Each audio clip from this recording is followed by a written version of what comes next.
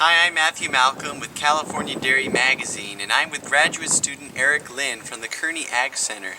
He has been working on a new project to determine more clearly how much nitrogen alfalfa crops really need here in the valley.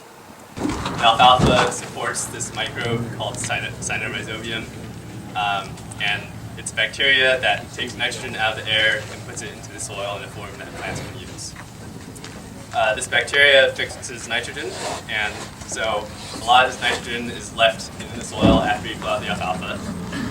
If you don't take into account this amount of nitrogen, you might be over-fertilizing, which can cause lodging and possibly yield losses, economic losses. I'm basically trying to figure out how much nitrogen you can save for your next crop after putting in alfalfa.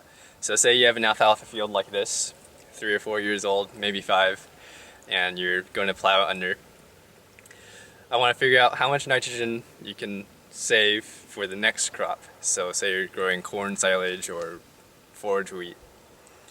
How much less nitrogen you can put on to get decent yields.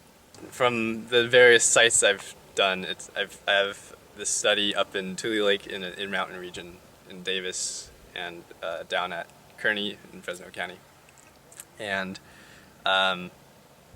it's about 80 to 120 pounds because this information has not been available to it hasn't been done in California yet. It's been done in the Midwest, but in California we have a different climate and different soils and just different cutting systems with alfalfa. It can change how much nitrogen might actually be contributed.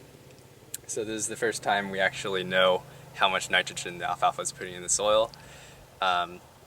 This means you can save on using nitrogen fertilizer. You might not have to put on as much for your next crop, and you can still get decent yields. So for example, at Davis, the wheat that we grew after alfalfa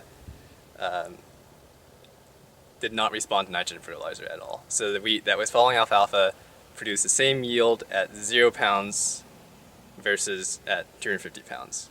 With the increased cost of production our growers have been facing in recent years, the results of this study could save growers a lot in nitrogen expenses.